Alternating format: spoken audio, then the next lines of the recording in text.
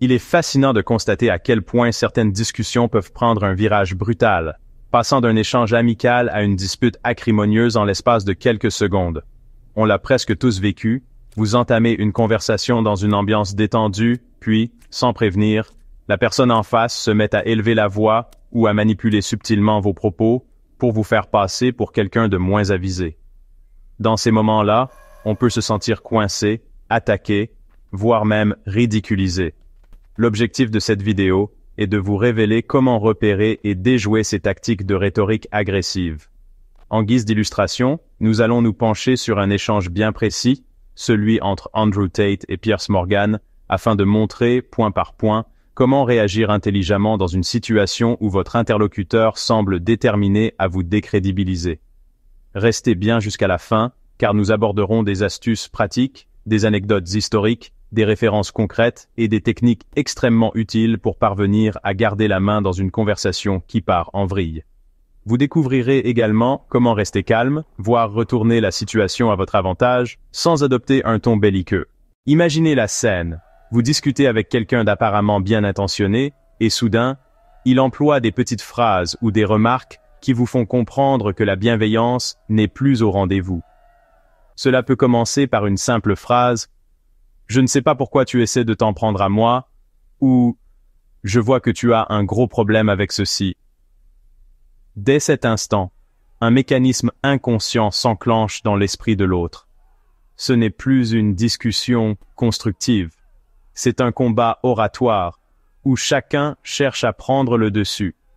L'un des signes les plus évidents est l'interruption constante, le fait de couper la parole, ou encore d'élever la voix pour bloquer toute tentative de réponse argumentée. Parfois, ces indices sont plus subtils. L'interlocuteur vous colle d'emblée une étiquette négative comme sexiste, extrémiste, irresponsable, ou tout autre qualificatif péjoratif qui fait qu'il n'y a plus de place pour le dialogue. C'est précisément ce que l'on observe dans le face-à-face Andrew Tate, Piers Morgan, où Piers Morgan se montre clairement en mode combat dès le début, en énonçant qu'il a un problème avec Andrew Tate, plutôt que de chercher à le comprendre.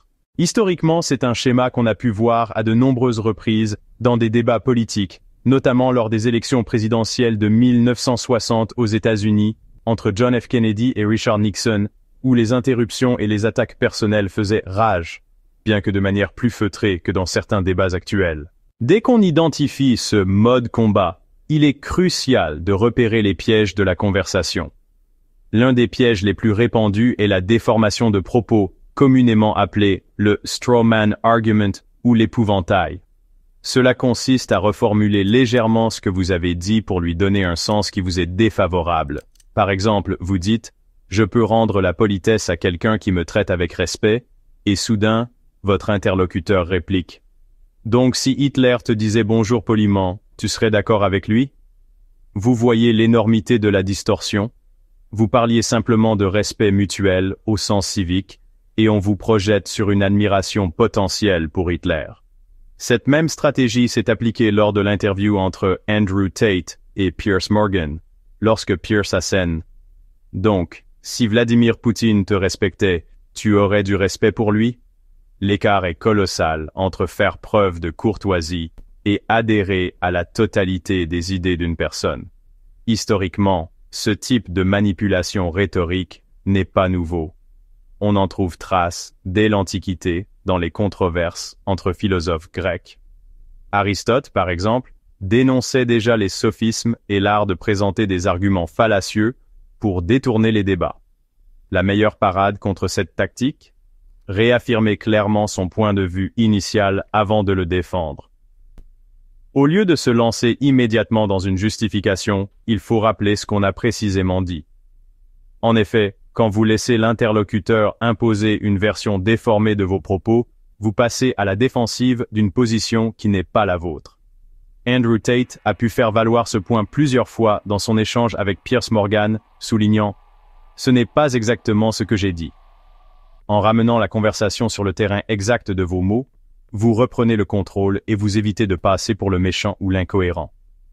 La précision est un allié de taille lorsqu'on se trouve confronté à quelqu'un qui essaie de vous tordre la pensée.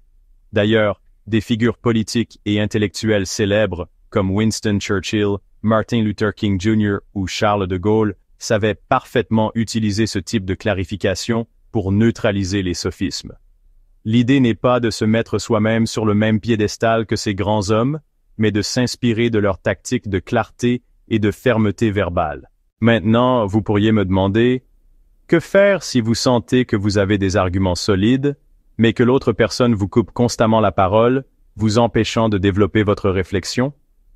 C'est un problème récurrent dans les débats télévisés depuis les années 1950. Pour illustrer, souvenons-nous de débats houleux comme ceux d'Henry Cabot Lodge face à John F. Kennedy, ou plus tard en France, des débats fameux entre François Mitterrand et Jacques Chirac. Les interruptions incessantes ont souvent fait la une des journaux car elles sabotaient toute tentative d'échanger sereinement.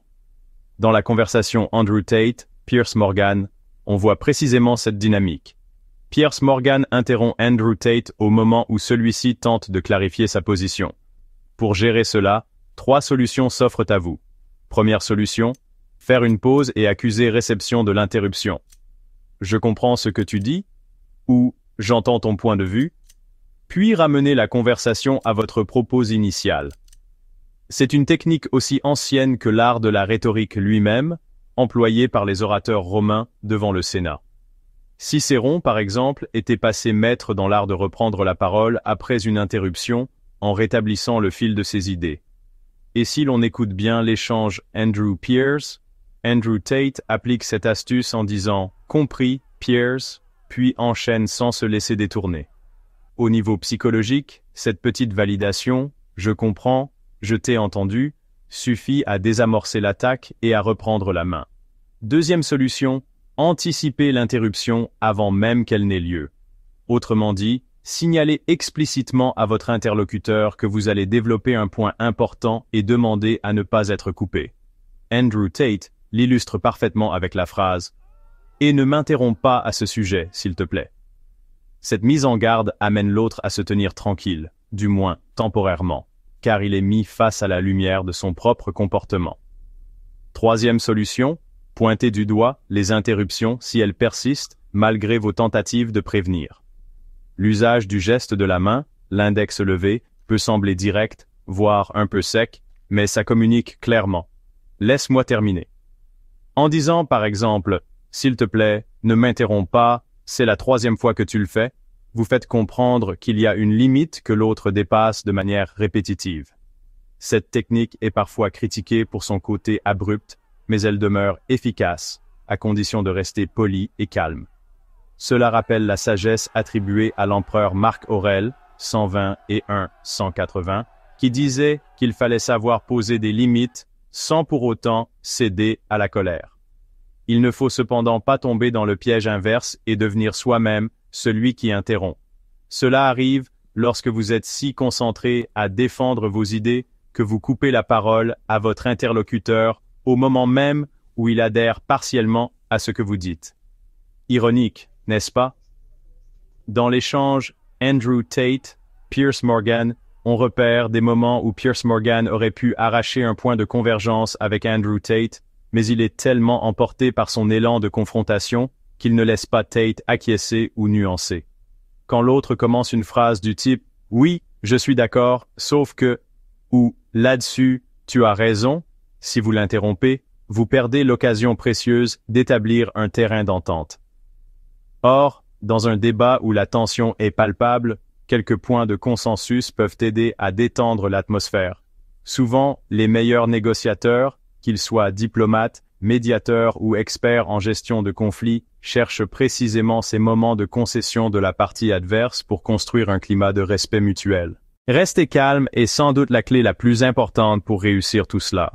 C'est d'autant plus vrai qu'en situation de stress, notre organisme active des réflexes de combat ou de fuite. Nos muscles se tendent, notre respiration se raccourcit et l'on risque de perdre en lucidité. Au fil de l'histoire, des orateurs brillants ont su maîtriser leurs émotions pour ne pas se laisser déstabiliser.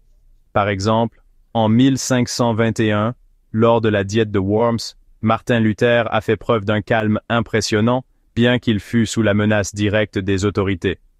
Plus près de nous, en 1964, à la tribune de l'ONU, Nikita Khrouchtchev était connu pour ses coups de colère, mais John F. Kennedy, lui, gardait un calme relatif dans ses échanges diplomatiques. L'idée est de pratiquer une respiration profonde, d'adopter une posture ouverte et de relâcher consciemment les muscles tendus. Ce faisant, on envoie un signal à notre cerveau. Tout va bien, il n'y a pas de danger imminent. Cela permet de maintenir une clarté d'esprit et de repérer, par exemple, les failles logiques de la personne en face. En parlant de failles logiques, venons-en à la technique du saut logique, ou logique incomplète, qui consiste à tirer une conclusion disproportionnée à partir d'une prémisse trop large ou mal définie. Au cours de l'échange Andrew Tate-Piers Morgan, Piers demande à Andrew Tate ce qu'il pense d'Alex Jones, et Andrew répond de manière nuancée, en disant qu'il y a parfois du vrai d'un côté et du faux de l'autre, et que la vérité peut se trouver au milieu. Soudain, Piers rebondit. « Donc, tu crois que Sandy Hook était une mise en scène? Ce raccourci est évident et trompeur, puisqu'il associe une opinion générale, la vérité peut se trouver au milieu, à un cas spécifique extrême, le complot sur la tuerie de Sandy Hook. Cette tactique peut créer un effet de surprise, car elle vous force à vous justifier sur quelque chose dont vous n'avez jamais parlé. Dans l'histoire politique, on a pu voir des figures publiques être accusées d'épouser tel ou tel extrême simplement parce qu'elles tentaient de nuancer un propos. Repérez cette technique et répondez en reformulant la prémisse de départ. Je n'ai jamais évoqué Sandy Hook. J'ai seulement dit que je crois qu'il faut parfois chercher un juste milieu sur certains sujets. Répondre calmement, tout en replaçant le propos dans le contexte, permet de ne pas tomber dans le piège de devoir nier ou valider une affirmation que vous n'avez jamais faite. Autre situation délicate. Quand l'autre tente de vous faire parler de sujets que vous jugez hors de propos ou trop personnels. Là encore, dans l'interview Tate-Morgan, Piers Morgan cherche à savoir si Andrew Tate est amoureux, combien de fois il l'a été, combien de femmes il a aimé, etc. Andrew Tate essaie d'esquiver poliment, mais Piers insiste lourdement. À un moment donné, Andrew finit par être plus direct et clore la question. « Je ne souhaite pas exposer ma vie privée. Vous avez tout à fait le droit de poser ce type de limite. Dans un débat, rester transparent sur le sujet discuté ne signifie pas tout dévoiler de sa vie personnelle, surtout si la personne en face cherche à détourner la conversation vers des domaines intimes pour vous déstabiliser. Cela me rappelle le concept de Safe Ground Rules en médiation. Avant de commencer une négociation ou un débat, on définit ensemble les sujets acceptables et inacceptables. C'est une manière de se protéger, notamment lorsqu'on sait que l'autre partie est prête à utiliser n'importe quel angle d'attaque. On peut lire des récits similaires dans la presse des années 1970, où des hommes politiques français refusaient de commenter leur vie privée, jugeant cela hors du champ du débat public. Comment alors ramener la conversation à un niveau cordial si, malgré tout, la tension monte? L'astuce, souvent conseillée par les meilleurs communicants, consiste à repérer un terrain d'accord, même minime, et à le souligner. Peut-être êtes-vous en désaccord à 90%, mais il y a bien 10% sur lesquels vous êtes d'accord. Faites-le savoir. Je vois qu'on partage la même opinion sur la nécessité de protéger la liberté d'expression. Je comprends que, comme moi, tu trouves important de respecter les lois, etc. Dans l'exemple qui nous concerne, Piers Morgan arrive à calmer Andrew Tate lorsqu'il affirme « Là-dessus, je suis d'accord avec toi, Andrew. On m'a déjà collé des étiquettes qui ne me correspondaient pas. » Cette stratégie est efficace depuis la nuit des temps. Aristote parlait déjà dans sa rhétorique du fait qu'il est souvent plus simple de persuader quelqu'un si, dans un premier temps, on se rapproche de lui sur un point d'accord. Toutefois, il reste un aspect plus fondamental à aborder, la flexibilité de son propre point de vue. Dans notre société actuelle, il n'est pas toujours bien vu de changer d'avis. On vous reproche vite d'être un girouette ou de ne pas avoir de colonne vertébrale.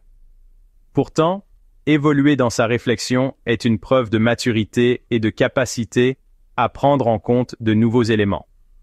Quand Andrew Tate explique, par exemple, qu'il ne change pas de position parce qu'il assume tout ce qu'il a dit, on peut se demander s'il n'y a pas une confusion entre assumer ses paroles passées et se refuser catégoriquement le droit d'évoluer. Historiquement, De nombreux penseurs et hommes politiques ont changé d'avis au cours de leur vie, parfois de façon spectaculaire. Nelson Mandela, en passant du militantisme radical à une approche de réconciliation nationale, en est un exemple majeur. Winston Churchill a également varié de position politique sur certains sujets, ce qui ne l'a pas empêché de devenir l'un des dirigeants les plus respectés du XXe siècle. Se donner la permission de changer d'opinion peut nous faire grandir et nous permettre d'aboutir à des solutions plus nuancées. Évidemment, annoncer publiquement qu'on revient sur une déclaration passée n'est pas toujours facile. Cela demande de la confiance en soi et, dans un débat télévisé, une bonne dose de courage oratoire. Mais imaginez la force que dégage un interlocuteur capable de dire « Lorsque j'ai prononcé ces paroles, je le pensais sincèrement. Mais depuis, j'ai étudié la question, j'ai écouté d'autres points de vue et je reconnais avoir évolué. » C'est l'attitude la plus honnête et aussi la plus constructive, car elle ouvre la porte à un véritable échange. La rigidité absolue, elle, conduit souvent à une escalade inutile. On peut citer Bertrand Russell, grand mathématicien et philosophe du XXe siècle, qui, dans son œuvre, a maintes fois révisé ses propres théories en fonction de ses découvertes et de ses nouveaux raisonnements. Dans un tout autre registre, Steve Jobs lui-même a su modifier sa vision de la distribution musicale ou du design lorsqu'il s'est rendu compte qu'il existait de meilleures approches. Au final, l'histoire regorge d'exemples montrant que la capacité à se réinventer est un atout de premier ordre. En somme, pour revenir à notre exemple initial entre Andrew Tate et Piers Morgan, on voit tout au long de leur échange un jeu de confrontation. Piers Morgan adopte une approche incisive dès le début. Andrew Tate se défend avec plus ou moins de calme, parfois en relevant des déformations de propos, parfois en cédant à un certain agacement. Pour vous, spectateurs, ou pour n'importe qui pris dans un débat houleux, le plus important reste de savoir, reconnaître les signaux d'une confrontation, éviter de se laisser enfermer dans des propos qu'on ne tient pas, demeurer attentif aux raccourcis logiques, savoir poser ses limites, identifier les rares terrains d'entente et, surtout, ne pas avoir peur d'évoluer. L'histoire et le présent nous montrent que ces principes peuvent désamorcer bien des conflits et aboutir à des discussions bien plus riches. Lorsque vous sentez que votre interlocuteur ne cherche plus la compréhension mutuelle, mais la domination, vous pouvez réagir en conséquence. Cela ne veut pas dire fuir, cela ne veut pas dire vous mettre en colère, mais plutôt appliquer ces techniques de manière méthodique. Rappelons-nous aussi que les échanges agressifs peuvent avoir des conséquences importantes sur la façon dont les spectateurs perçoivent les deux protagonistes. Dans les débats télévisés, la personne qui reste calme et cohérente ressort souvent comme la plus convaincante, même si elle n'a pas raison sur tous les points. La forme compte parfois autant que le fond, et les psychologues sociaux le confirment depuis les années 70. Les études menées par Albert Mehrabian, par exemple, montrèrent déjà l'importance de la communication non verbale et du ton employé dans la perception qu'a l'autre de notre crédibilité. Maintenant, réfléchissons à comment tout cela peut s'appliquer à votre vie quotidienne, que ce soit dans le cadre personnel ou professionnel. Prenons un exemple concret.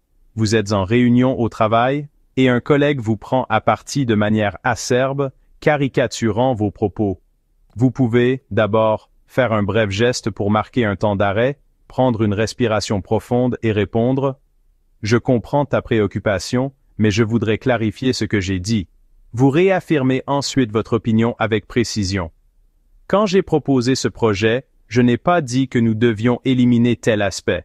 J'ai simplement suggéré de le revoir pour le rendre plus efficace. » Enfin, vous pouvez maintenir la communication en indiquant « Je respecte tes objections, mais j'aimerais qu'on me laisse développer mon raisonnement jusqu'au bout. » Cela vous évite de tomber dans le piège de la surenchère émotionnelle et vous permet de rester maître de votre discours. Si la conversation devient trop personnelle ou dérive vers des questions hors de propos, comme « Toi, tu n'as jamais vraiment aimé cette équipe, n'est-ce pas ?» ou « Dis-nous combien de fois tu as échoué avant de proposer cette idée ?» Vous pouvez poser calmement des limites. « Je ne souhaite pas entrer sur ce terrain, ce n'est pas le sujet de la réunion. » Il faut parfois un peu de courage pour dire cela, mais vous posez clairement les règles et vous montrez que vous ne vous laisserez pas entraîner dans un jeu rhétorique qui vise à vous mettre mal à l'aise.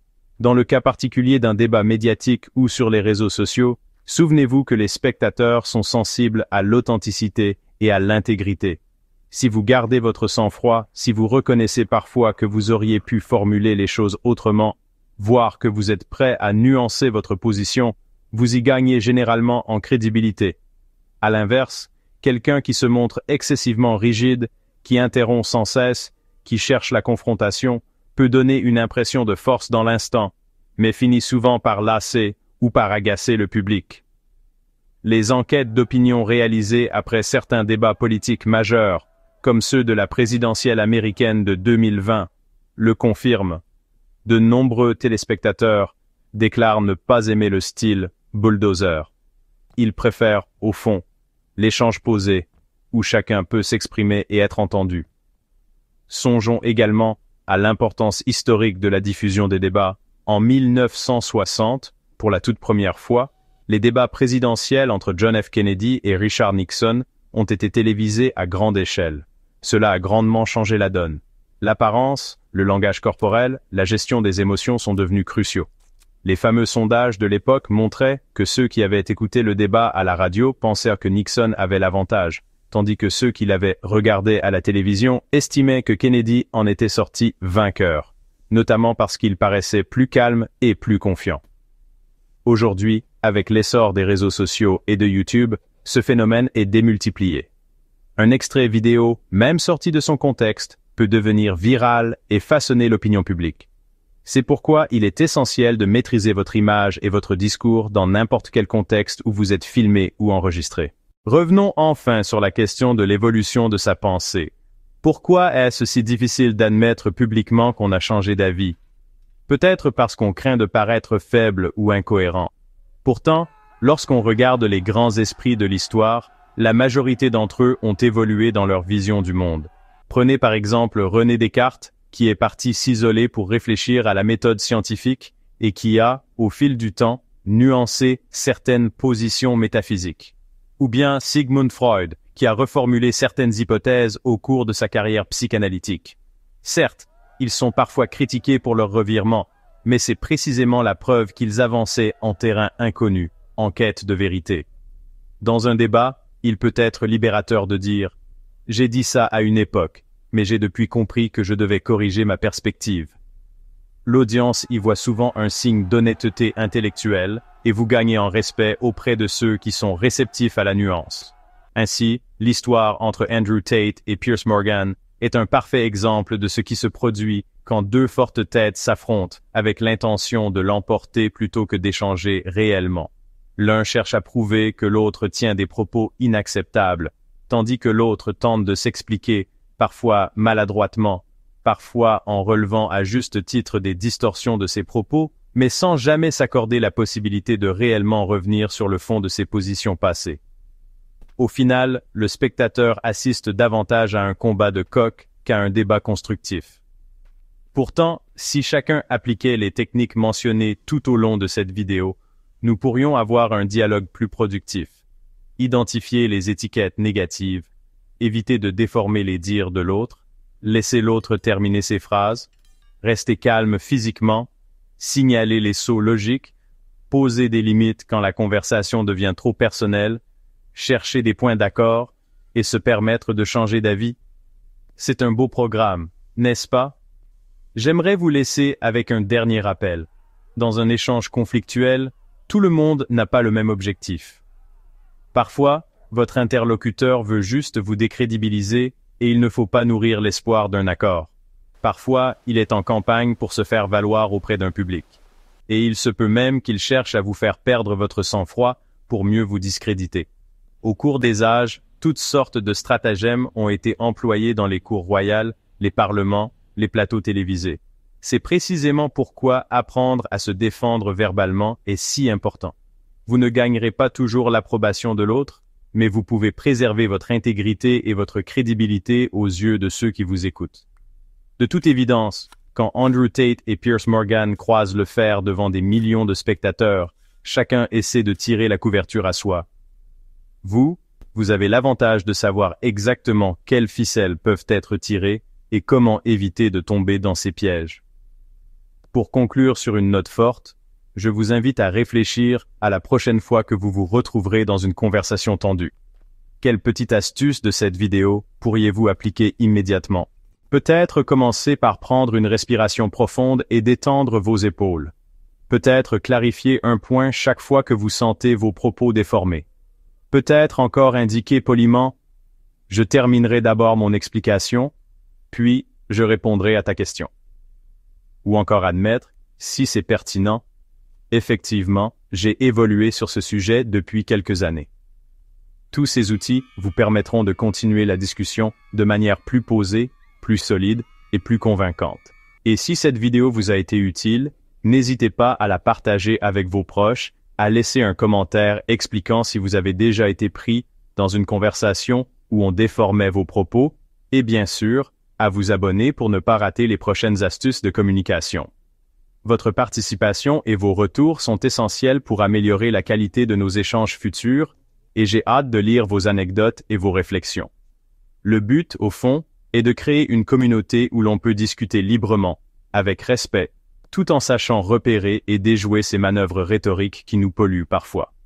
Car en fin de compte, la parole est un outil magnifique, capable d'apporter la connaissance, la paix et la coopération. Mais mal employée, elle devient une arme qui blesse et divise. Alors, à chacun de faire le choix d'une communication constructive, même quand l'interlocuteur cherche à vous provoquer. Je vous remercie d'avoir suivi cette vidéo jusqu'au bout. J'espère que ces exemples, ces références historiques et ces techniques vous auront enrichi. J'ai tenté d'assembler un ensemble de conseils qui se fondent à la fois sur l'expérience personnelle, sur l'observation de débats médiatiques très commentés et sur l'héritage philosophique et rhétorique qui date de l'Antiquité jusqu'à nos jours. Cela me rappelle un proverbe d'Afrique de l'Ouest. Quand deux éléphants se battent, c'est l'herbe qui souffre. Dans nos débats quotidiens, il vaut mieux éviter de se transformer en éléphants furieux qui piétinent tout sur leur passage. Au contraire, sachons modérer nos propos, écouter et répondre avec lucidité, sans nous renier. Vous méritez d'être entendu sans être interrompu ou déformé, tout comme vous devez tendre l'oreille à ce que l'autre dit réellement. Au final, c'est ainsi que l'on se fait respecter sur le long terme, plutôt qu'en essayant d'écraser l'autre. Si vous souhaitez approfondir ces questions de confiance en soi et de charisme, il existe d'innombrables ressources, des livres de Dale Carnegie à ceux de Robert Cialdini, en passant par des formations en ligne ou des cours de communication donnés dans de nombreuses universités. L'important est de savoir que la prise de parole en public et la gestion des conflits ne sont pas des dons innés, mais des compétences qui s'apprennent et se perfectionnent avec la pratique. Si vous suivez ces principes, vous constaterez probablement que vos échanges prendront une tournure bien différente. Les personnes que vous rencontrez vous percevront comme quelqu'un de posé, de clair et capable de tenir tête sans agressivité. Vous y gagnerez en respect et en influence positive, que ce soit dans le cadre professionnel, social ou familial. Voilà, c'est la fin de cette vidéo. C'est à vous maintenant de mettre en pratique ces conseils lors de votre prochaine conversation difficile. Et surtout, souvenez-vous de participer en commentant vos expériences en bas de cette vidéo, car c'est ensemble que l'on s'améliore et que l'on crée une communauté d'individus maîtrisant l'art du débat constructif. Vous pouvez également vous abonner si vous ne voulez pas manquer les prochaines vidéos, car je compte bien poursuivre cette exploration des différentes manières de communiquer efficacement et de gérer les conflits. Merci encore. Et je vous dis à très bientôt pour une nouvelle vidéo pleine d'astuces, d'exemples historiques et de conseils concrets qui, je l'espère, feront de vous de redoutables communicateurs à la fois respectueux, persuasifs et ouverts d'esprit. Et maintenant, c'est à vous de jouer. Exprimez-vous dans les commentaires, partagez vos anecdotes ou vos meilleures techniques pour déjouer les pièges de la conversation. Et si ce contenu vous a plu, cliquez sur le bouton d'abonnement. Nous sommes tous en quête d'une parole qui élève, qui éclaire et qui inspire, plutôt que d'un pugilat verbal où personne ne sort vraiment vainqueur. Alors, faites entendre votre voix et n'hésitez pas à diffuser cette vidéo autour de vous. C'est ainsi que nous pourrons collectivement contribuer à rehausser le niveau du débat public et privé. Merci pour votre attention et à très bientôt.